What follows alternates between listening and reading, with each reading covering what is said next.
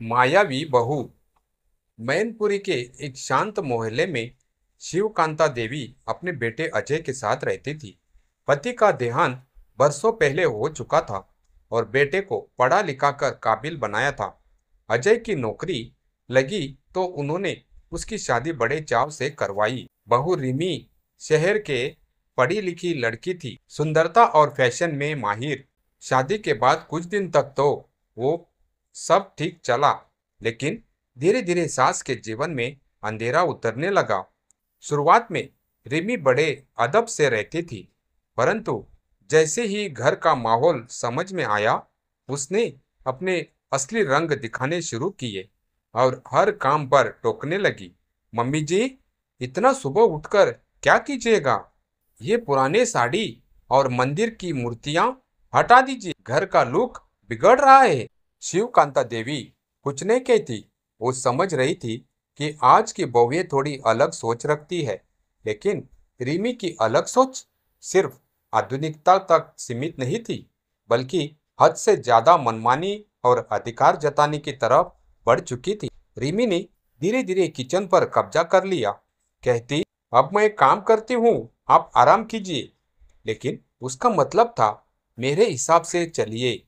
शिवकांता देवी अगर दूध में हल्दी डाल देती तो ताना मिलता, ये देसी नुस्खे मत अपनाइए, साइंस से कोई लेना देना नहीं।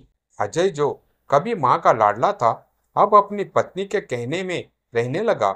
रिमी ने इतनी चालाकी से माहौल बनाया कि अजय को लगने लगा कि उसकी माँ पुराने जमाने की सोच वाली है और घर की प्रगति में बाधा बन रही। अब घर में पूजा भी सिर्फ बहस का मुद्दा बन गई थी। अगर शिवकांता देवी घंटे भर भजन गाती तो रिमी कहती, मुझे सिरदर्द हो रहा है, प्लीज बंद कीजिए। वो घर में एक तरह से गेस्ट बनकर रह गई। खाने में टोका टाकी, टीवी देखने पर पाबंदी, हर काम में नखरे।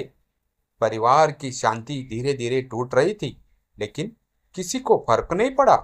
आखिरकार एक दिन रिमी ने सारी हदें पार कर दी। बोली, मम्मी जी, अब तो आप 60 की हो गई है, वृद्धाश्रम का एक बढ़िया विकल्प मिला है, मैं फॉर्म भर देती हूँ। ये सुनते ही शिवकांता देवी की आंखों में आंसू आ गए, लेकिन उन्होंने खुद को कमजोर नहीं बनने दिया। चुपचाप अपनी एक पुरानी एफडी तोड़ी, शहर के पास एक छोटा सा फ्लैट देखा और वहां शिफ्ट हो गई, बिना किसी को बताए। कुछ ही हफ्तों बाद अजय की नौकरी छूट गई। ईएमआई, खर्चा, राशन सब मुश्किल में पड़ गया। रिमी की फिजूल खर्ची ने हालात को बिगड़ दिया। अब रिमी दिन भर कुंटा में रहती और अजय गुस्से में। वो माहौल जो कभी शिवकांता देवी की उपस्थिति में शांत था, अब बोझिल और टकराव से भरा हुआ था। एक दिन अजय ने कहा, माँ होती तो आज हमें संभाल लेती। रिमी चुप थी, पहली बार।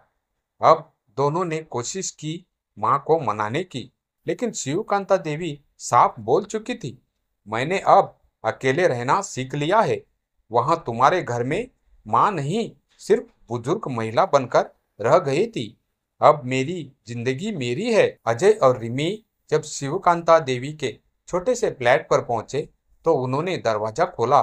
चेहरा शांत था, पर आंखों में हल्की कठोरता और गहरी दृढ़ता झलक रही थी। माँ, हमें माफ कर दो, अजय ने गिड़गिड़ाते हुए कहा, तुम्हारे बिना घर सूना हो गया है।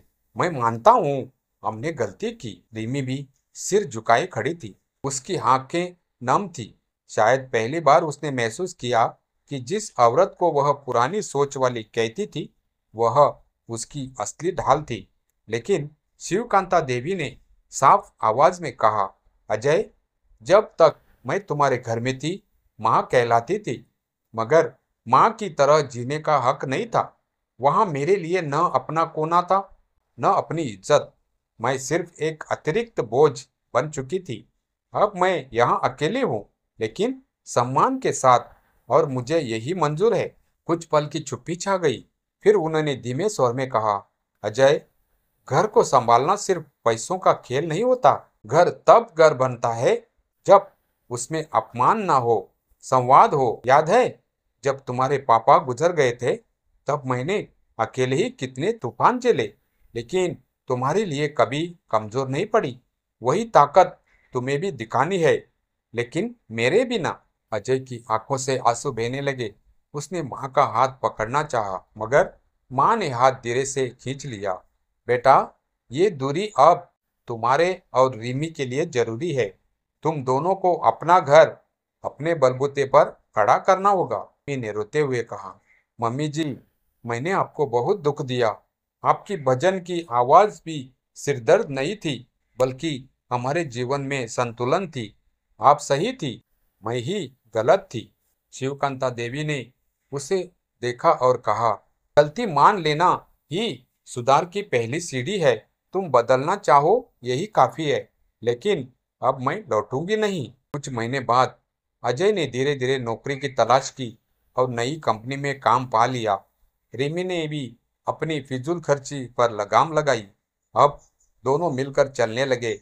कभी कभी दोनों माँ के फ्लैट पर जाते, पैर छूते, खाना खाते, पर जब भी कहते माँ वापस घर चलो, तो शिवकांता देवी हंसकर कहती, मेरा घर यही है। अब मैं मेहमान की तरह आऊंगी, माँ की तरह जाऊंगी। मैनपुरी की वह शांत गली अब शिवकांता देवी की हंसी भजन से गूंजती रहती थी। उनका छोटा सा घर भले ही सादा था, पर आत्मसम्मान और शांति से भरा हुआ था। उन्होंने अपनी जिंदगी जीना सीख लिया था। अब वे बुजुर्ग महिला नहीं, बल्कि अपनी शर्तों पर जीने वाली माँ शिवकांता थी। इस तरह कहानी न केवल माँ की मजबूती और बहू बेटे की गलती का एहसास दिखाती है, बल्कि एक संदेश भी देती है कि इज्जत और अपनापन सबसे बड़ा सहारा होता है।